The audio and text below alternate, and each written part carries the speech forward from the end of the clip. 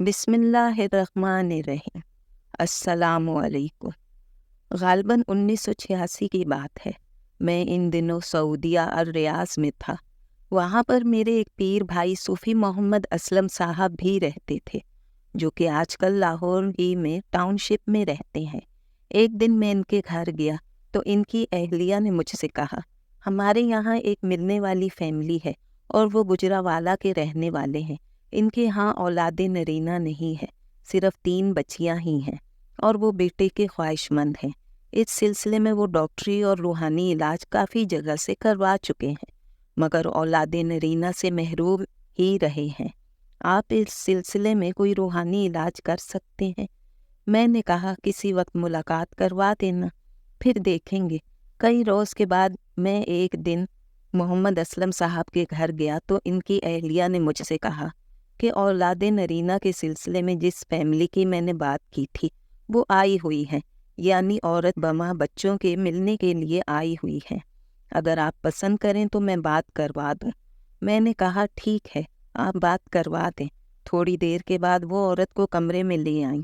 اس عورت نے اپنے کچھ حالات بتاتے ہوئے بتایا کہ عجیب بات یہ ہے کہ میں جب بھی حاملہ ہوتی ہوں مجھے گھر کے اندر بہت سی چھپکلیاں نظر آتی ہیں اور پھر ان کی وجہ سے میں بہت خوفزدہ رہتی ہوں، اور یہ 9 ماہ پورے سلسلہ چلتا ہے، اور یہ 9 ماہ میرے لیے بہت بھاری ہو جاتے ہیں، اور اسی وجہ سے اب میں حاملہ ہونے سے بھی گھبراتی ہوں۔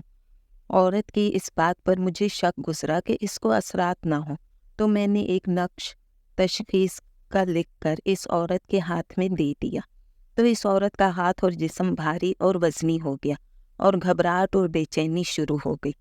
میں نے کہا بی بی آپ کے اوپر آسیب کے اثرات ہیں، اسی لیے حمل کے دوران آپ کو چھپکلیاں وغیرہ نظر آتی ہیں۔ پہلے ان اثرات کا علاج ہوگا، اس کے بعد اولاد نرینہ کا علاج ہوگا۔ عورت نے کہا کہ میں اپنے خاوند سے پوچھ لوں۔ میں نے کہا ٹھیک ہے۔ عورت نے گھر جا کر اپنے خاوند سے بات کی، جو کہ حافظ قرآن بھی ہے، تو اس نے اثرات ماننے سے انکار کرتے ہوئے کہا کہ میں حافظ ہوں، اس لیے ایسا ہو نہیں سکتا، اور پھر ہم نے گھر میں کوئی ایسی چیز بھی نہیں دیکھی، اس لیے یہ سب غلط ہے۔ اس کی بیوی نے کہا کہ آپ ایک مرتبہ مولوی صاحب کو مل تو لیں، شاید وہ آپ کو بہتر طریقے سے بتا سکیں۔ اس کے بعد حافظ محمد مقصود نے صوفی محمد اسلم صاحب کو فون کر کے مجھ سے ملنے کا ٹائم لے لیا، اور اس ٹائم پر اپنی بیوی کے ساتھ ملنے آ گئے، اور اپنی بیوی کے اوپر آسیبی اثرات کے متعلق بات کرتے ہوئے کہنے لگا کہ کوئی ثبوت ہو تو میں مانوں گا، ورنہ نہیں۔ میں نے تشخیص کا نقش لکھ کر اس کی بیوی کو دوبارہ دیا، تو اس نے وہی پہلے دن والی بات دوبارہ کی۔ بیوی کے اس بتانے پر بھی حافظ صاحب کو پورا یقین نہ آیا۔ میں نے کہا حافظ صاحب، اگر آپ مطمئن نہیں ہیں تو علاج نہ کروائیں، کوئی زبردستی تو منوانا نہیں ہے۔ تھوڑی دیر کے بعد میرے دل میں خیال آیا کہ کہیں حافظ صاحب کے اوپر بھی اثرات نہ ہوں، تو میں نے وہی تشخیص والا نقش حافظ صاحب کے ہاتھ میں دے دیا، تو حافظ صاحب کا جسم بھی وزنی اور ہاتھ کانپنے لگا۔ میں نے کہا اب تو آپ کو یقین آ گیا ہوگا کہ اثرات تو آپ کے اوپر بھی ہیں۔ حافظ صاحب کہنے لگے کہ ایسا پہلے کبھی ہوا نہیں ہے جیسا ابھی ہوا ہے۔ میں نے کہا شکر ہے آپ کو یقین آ گیا ہے۔ پھر میں نے آصف کو حاضر کرنے کے لیے اور نقش لکھ کر عورت یعنی حافظ صاحب کی بیوی کے ہاتھ میں دیا، تو تھوڑی ہی دیر میں آصف عورت کے جسم میں داخل ہو کر بولنے لگا، اور وہ عورت کی آواز میں بولی کہ مجھے کیوں پریشان کیا جا رہا ہے؟ میں نے کہا تم کون ہو اور ان میاں بیوی کے پیچھے کیوں پڑی ہو اور کب سے ہو؟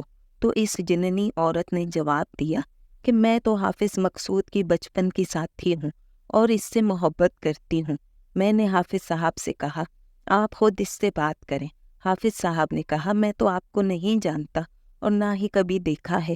جننی عورت نے کہا میں آپ کے گھر کے سامنے جو پرانا درخت وہی رہتی ہوں۔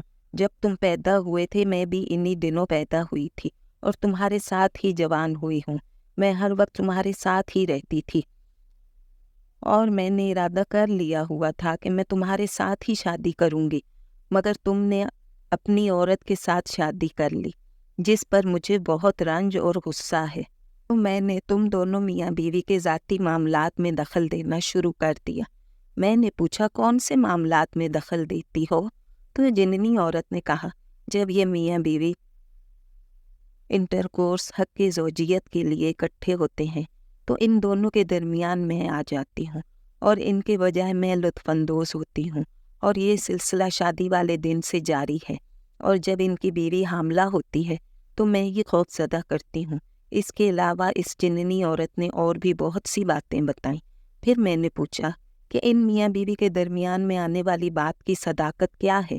تو اس جننی عورت نے کہا ان میاں بیوی سے پوچھیں کہ وظیفہ زوجیت کے وقت ان کو کبھی لطف یا راحت نصیب ہوئی ہے۔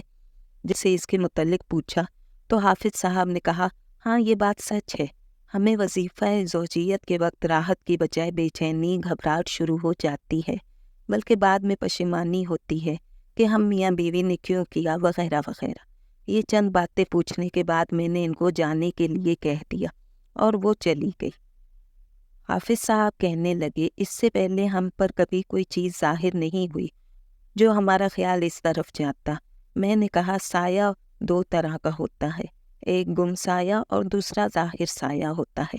گم سایہ میں جنات انسان کے ساتھ رہتے ہیں مگر وہ اپنے آپ کو ظاہر نہیں کرتے۔ دوسرا ظاہر سایہ جو ہوتا ہے اس میں جنات و شیاطین اپنے آپ کو ظاہر کرنا شروع کر دیتے ہیں اور انسان کو طرح طرح کے طریقوں سے پریشان کرتے ہیں۔ گم سایہ کا اندازہ صرف عامل یا کامل اللہ تشخیص کے ذریعے کر سکتا ہے۔ میں نے اس جننی عورت کو دوبارہ حاضر کر کے ہمیشہ کے لیے جانے کے لیے کہا تو اس نے کہا کہ میں اس سے بچپن سے پیار کرتی ہوں، مر تو سکتی ہوں مگر چھوڑ کر جا نہیں سکتی۔ تھوڑا ڈرانے دھمکانے کے بعد جانے پر رضامند ہو گئی اور میں نے چھوڑ دیا۔ میں نے میاں بیوی کو آیات شفا صبح شام پڑھنے کے لیے دیں کہ یہ پڑھ کر اپنے اوپر دم بھی کر لیا کریں اور پانی پر بھی دم کر کے استعمال کریں۔ ہفتے کے بعد دوبارہ حافظ صاحب ملے کہ وہ جننی عورت دوبارہ آ گئی ہے اور کہتی ہے میں تم سے محبت کرتی ہوں، اس لیے مجھے اپنے ساتھ ہی رہنے دو، میں آپ کو کبھی بھی پریشان نہیں کروں گی۔ میں نے اسے کچھ نقش پینے کے لیے دیے اور بتی سونگنے کے لیے لکھ کر دی کہ نقش پینے ہیں اور بتی کا دھواں لینا ہے جب بھی نظر آئے، انشاءاللہ یہ جننی بھاگ جائے گی۔